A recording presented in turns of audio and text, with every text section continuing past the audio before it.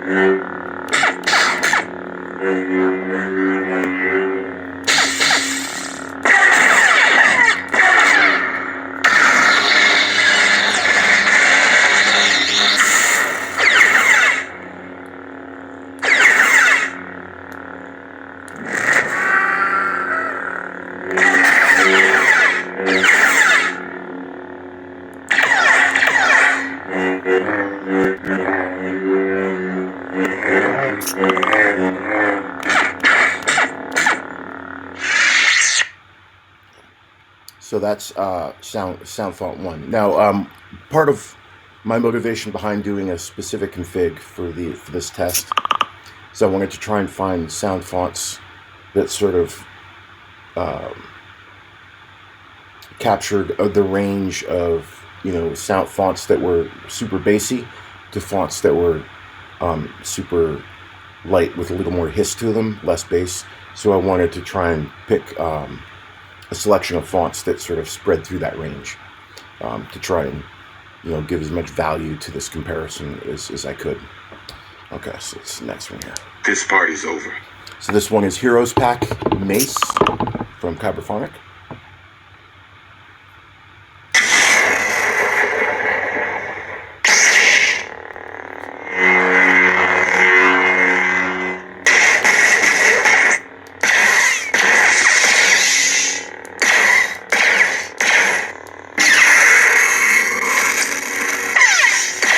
And again, this is a sound font that's a little less on the bass and a little bit higher up, a little more hiss to it.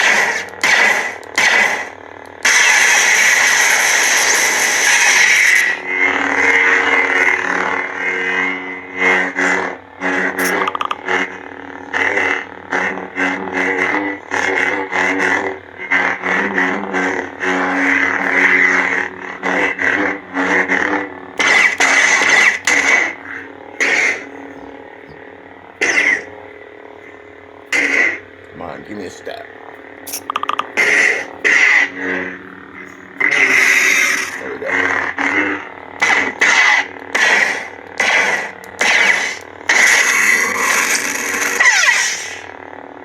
A Sith Lord?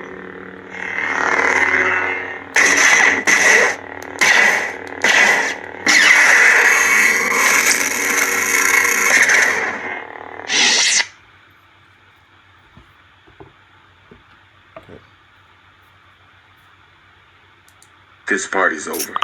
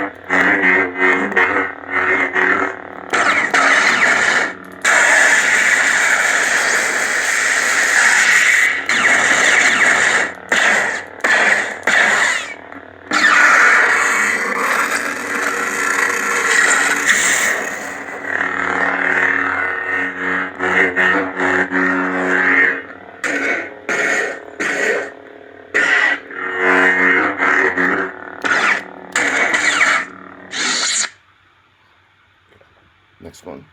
Vader. This is OT Vader from Mad Cow. Let me cue this, I don't want to. Vader.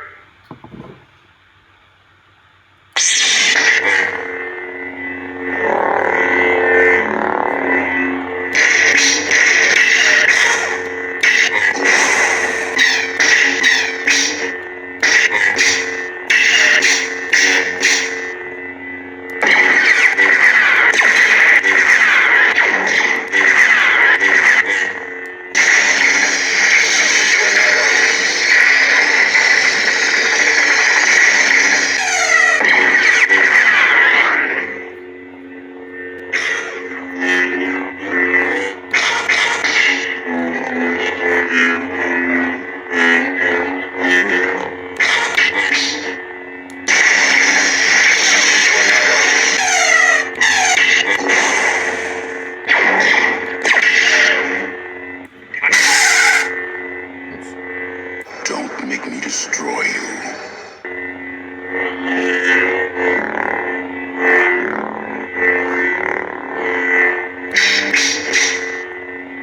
Give yourself to the dark side.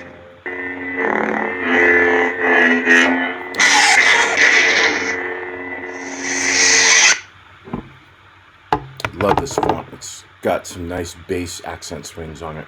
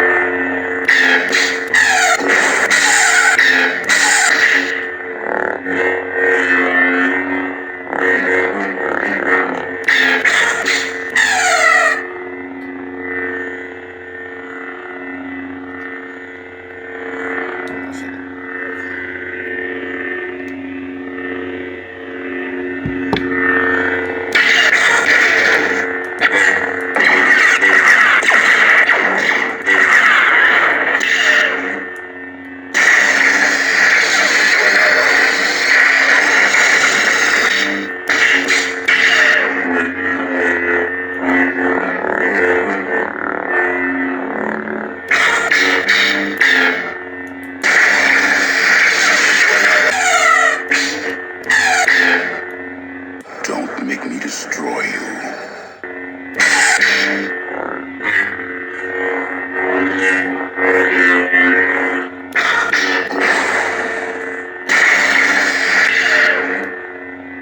We would be honored if you would join us.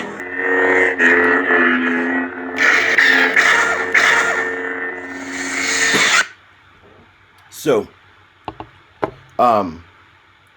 initial thoughts is the test I did last night against the Reaver, which has a Profi NeoPixel with a KR 28mm speaker installed, with a very similar install method to the way the Vektra has the 22mm installed. In other words, the install methods are very similar between these two.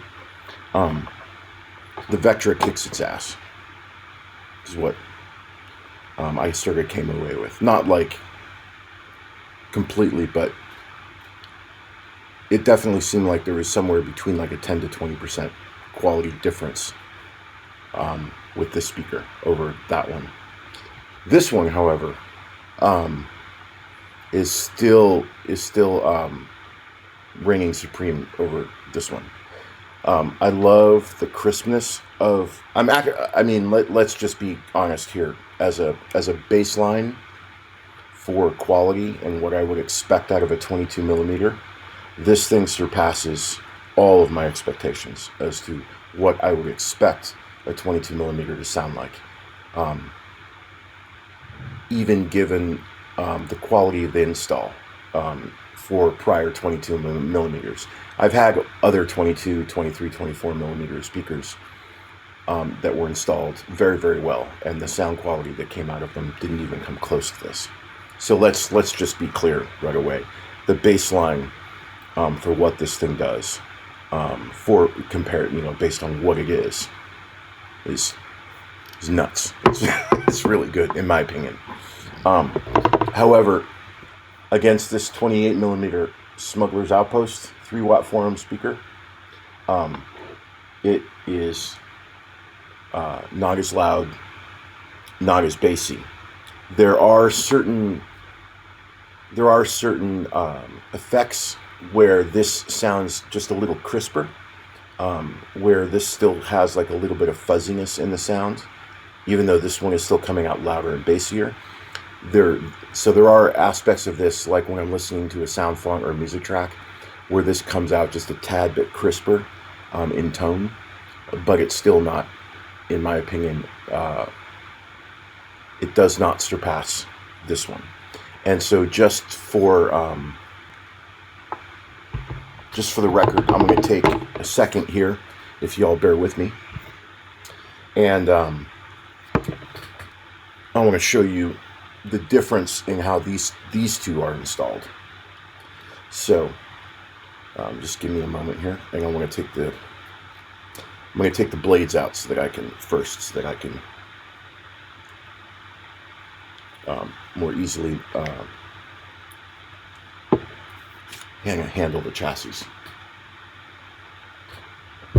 Okay, let's just blade out that one, and that one is a metric. This one is a standard, so I have to use two different keys to do it, but it's no big deal. Okay. All right.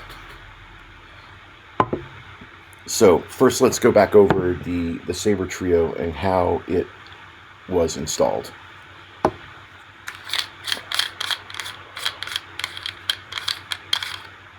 So again, this is a partially removable chassis, not fully. It is wired.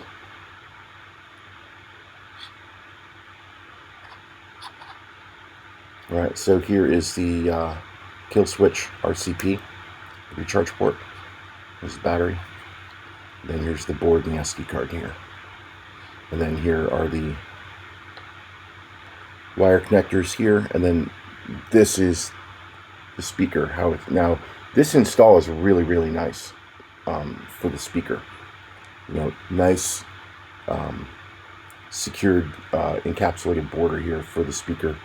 And it's got some really good venting, especially with this slit right here.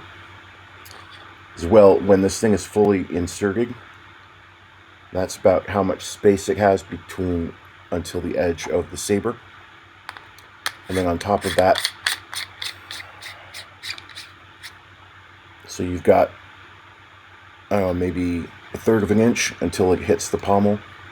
And then you've got the entire area of the inside of this pommel for, your sound resonance. So all in all, you're looking at this not the most exact of measuring, but so that's it's a nice capture there. That's a well installed speaker. Absolutely, I think most would agree. And I'm not an installer. I'm just a saber collector guy. So if I muck up on technical terms or whatever, please feel free to correct me in the comments if I say something out of school. I'm just trying to explain things as plainly as I can, based on how I understand them. So this one, now this install. So this has the pommel unscrews this way, and you've got, so right about where this line is, that's empty pommel space right here. From this lip down, it's covering the edge of the saber. All right, so this is the edge of the saber, and then you've got the speaker about a 1/2 inch embedded in, maybe a little more than that. All right. This is a fully removable chassis.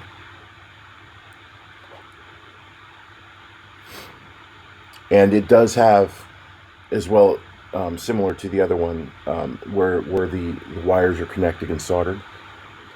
This does have some additional venting here on the sides where the sound can escape, which seems to me does sort of lend itself to a little bit better sound quality based on how this is set up. Now this chassis is from Carlos Hernandez, formerly of Kessel Custom Sabers. He did this install.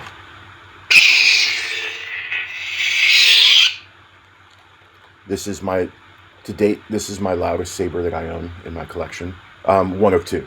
The other one that I own that's probably as loud as my custom Eris that Daniel Rochert did. So this is the distance of this saber. So there's actually a little less distance with this speaker before the sound escapes out of the vent, and the vent here is a little more restricted than the other one. So so that's you can see the physical comparison between these two in terms of how the speakers are installed in the sabers, and then what kind of spacing is involved on each of these hilts, to understand that difference. So yeah, so my conclusion here seems to me, off the second test, taking into account the quality of install levels of both, I still give the nod to the 28mm from Smuggler's Outpost. This thing is still rocking the house. That being said, if you have a saber that is not wide enough to fit a 28mm speaker, this thing is definitely top of the heap. As your next best option, in my opinion, from what I've heard so far. I welcome other people's comparison tests. I'd love to see them. If you have them, I'd love to see links posted. Because I'd especially love to see if people come up with different outcomes than what I've come up with, and also see if maybe their installs with those speakers are a little bit different, to maybe try and understand how much of a role that plays in the differing sound quality.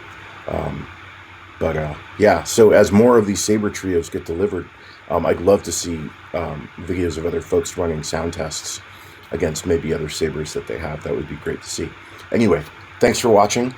So this has been part 2 of the SaberTrio Vektra review, and specifically this is a much more comprehensive sound test between the 22mm Veco speaker delivered in the SaberTrio Vektra versus a 28mm Smuggler's Outpost speaker. Both speakers are 3-watt 4-ohm.